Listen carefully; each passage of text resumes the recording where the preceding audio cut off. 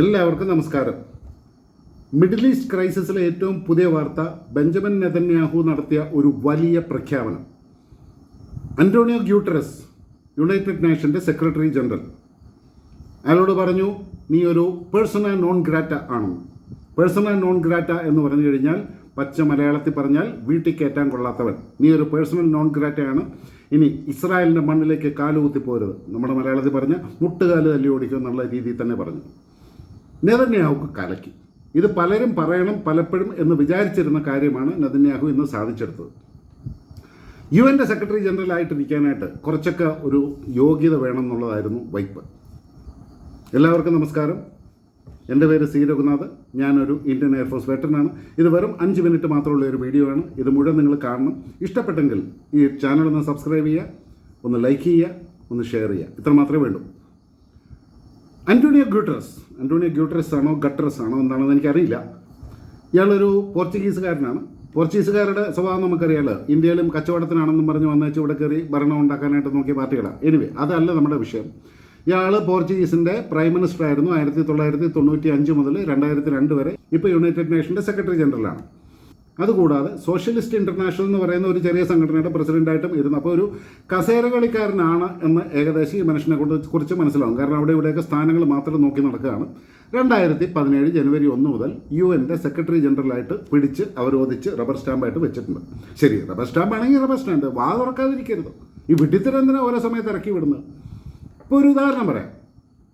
ഇത്രയും ഒരു വർഷമാകുന്നു മിഡിൽ ഈസ്റ്റിൽ വലിയൊരു യുദ്ധം നടക്കുകയാണ്. ഹമാസുകാർ ഒരു 5000 മിസൈൽ ഇസ്രായേലിലോട്ട് കൊണ്ടുതള്ളി. ഒരു കാര്യമില്ലാതെ ഇസ്രായേൽ മണ്ടായിരിക്കുമ്പോഴാണ് ഹമാസിൻ്റെ ആക്രമണത്തിനെതിരെ ഒരക്ഷരം വേണ്ടിയോ. ശരി, അത് ശരി, ഇസ്രായേലും ഹമാസും തമ്മിൽ പ്രശ്നമുണ്ട്. അപ്പോഴുണ്ടായ ഹിസ്ബുള്ള അടുത്തതും കൊണ്ട് ഇസ്രായേലിലേക്ക്. അന്നേരം വേണ്ടിയില്ല, അണ്ണാക്കിൽ പഴമായിരുന്നല്ലോ. അപ്പോൾ ഇസ്രായേൽ എന്ത് ചെയ്തു? ഹിസ്ബുള്ളയ്ക്ക് ഇട്ടും കൊടുത്തു പണി. അതിനിടയ്ക്ക് ഹൂത്തികൾ 2 മിസൈൽ അയച്ചിട്ടുണ്ട്. അതിനുള്ള പണി പുറകെ വരുന്നുണ്ട്. അപ്പോൾ ഇപ്പോൾ ഹിസ്ബുള്ളയ്ക്ക് ഇട്ട് കൊടുത്തുകൊണ്ടിരിക്കുക, ഹിസ്ബുള്ളിനെ അങ്ങ് നിരത്തിക്കൊണ്ടിരിക്കുകയാണ്. ആ സമയത്താണ് ഇറാൻ ഒരു 200 മിസൈൽ ഇങ്ങോട്ട് അയച്ചത്. അതിനെക്കുറിച്ചും പുള്ളിക്ക് പരാതിയൊന്നുമില്ല. പക്ഷേ ഇസ്രായേൽ റിട്ടാലിയേറ്റ് ചെയ്യരുത്, ഇസ്രായേൽ അതിന് വെറുതെ പ്രതികരിക്കരുത് എന്നൊക്കെ പറഞ്ഞിട്ട് ഉള്ളൊരു നിലപാടുമായിട്ട് ഇപ്പോൾ വന്നിട്ടുണ്ട്. കാരണം ഇസ്രായേൽ ചാമ്പലാക്കി കളയുന്നുള്ള ഇയാൾക്കും അറിയാം. അപ്പോൾ അത് പറ്റില്ല. ഇങ്ങോട്ട് ആർക്ക് വേണമെങ്കിലും ഇസ്രായേലിനെ ആക്രമിക്കാം. ഇതാണ് ഇയാളുടെ നിലപാട്. ആദ്യം ഒരിക്കൽ ക്ലൈമറ്റ് ചേഞ്ചിനെ പറ്റി പറഞ്ഞു. ആഫ്രിക്കൻ രാജ്യങ്ങളും ഏഷ്യയിലെ ഇന്ത്യയും ചൈനയും പിന്നെ ബംഗ്ലാദേശും ശ്രീലങ്ക പോലുള്ള രാജ്യങ്ങളൊക്കെയാണ് ഈ ക്ലൈമറ്റ് ചേഞ്ച്, ഗ്ലോബൽ വാർമിങ്ങിനുള്ള കാരണക്കാർ. അവരവിടുന്ന് കൽക്കരി കത്തിക്കുന്നതുകൊണ്ടോ അല്ലെങ്കിൽ പെട്രോൾ കത്തിക്കുന്നതുകൊണ്ടാണ്, അതാണ് ഇതാണെന്നൊക്കെ പറഞ്ഞിട്ട് വലിയ ബഹളം ഉണ്ടായിരുന്നു. അന്ന് എല്ലാവരും പറഞ്ഞു, ഞങ്ങളുടെ കാര്യം ഞങ്ങൾ നോക്കിക്കോളാം. ഇന്ത്യയും പറഞ്ഞായിരുന്നു, നീ അവിടെ ഉണ്ടായിരുന്നാൽ മതി എന്ന് പറഞ്ഞു. അതുകൊണ്ടാണ് ബെഞ്ചമിൻ നെതന്യാഹു പറഞ്ഞത്, നിന്നെ വീട്ടിൽ കയറ്റാൻ കൊള്ളില്ല, നീ ഇനി എൻ്റെ മണ്ണിലോട്ട് കാല് കുത്തരുത്, മുട്ടുകാർ തല്ലി ഓടിക്കുമെന്ന്. ഇയാൾ വാ തുറക്കുന്നത് മുഴുവൻ ഇങ്ങനെ കോൺട്രവേഴ്സി ഉണ്ടാക്കാൻ വേണ്ടിയിട്ടാണ്. അതുപോലെ മിഡിൽ ഈസ്റ്റിൻ്റെ കാര്യത്തിൽ ആവശ്യമില്ലാത്ത കാര്യങ്ങളായി പറയുന്നത്. അത് ഇസ്രായേലിൻ്റെയും പാലസ്റ്റീൻ്റെയും ക്യാപിറ്റലായിട്ട് ജെറുസലേമിനെ ഒന്നിച്ച് ഇസ്രായേലിനെയും പാലസ്റ്റീൻ്റെയും ക്യാപിറ്റലായിട്ട് പ്രഖ്യാപിക്കണമെന്ന് പറഞ്ഞു. ഇസ്രായേൽ പറഞ്ഞു, മിണ്ടിപ്പോരുത്, അവിടെ ഇരുന്നു, ഞങ്ങളുടെ കാര്യം ഞങ്ങൾ നോക്കിക്കോളാം എന്ന് പറഞ്ഞു.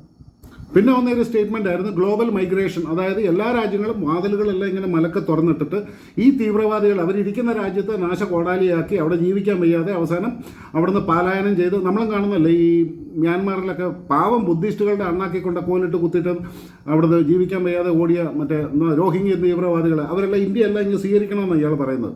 അതുപോലെ എല്ലാ രാജ്യങ്ങളും വാതായനങ്ങൾ തുറന്നിട്ട് ഇപ്പോൾ തന്നെ ജർമ്മനിയും ഫ്രാൻസും ബ്രിട്ടനും എല്ലാം കടന്ന് കയ്യും കാലും ഇട്ട് അടിക്കുന്നു. ഇവർ തുറന്നിട്ട്, ഇയാൾ പറയുന്നത് കേട്ട് എല്ലാവരും തുറന്നിട്ട് കഴിഞ്ഞപ്പോൾ ആമാർ വന്ന് അതിനകത്തുണ്ടെങ്കിൽ ഇടിച്ചു കയറി ഇവന്മാരെ ഒട്ടകത്തിന് തല വെക്കാൻ സ്ഥലം കൊടുത്തു എന്ന് പറയുന്ന പോലെയായി.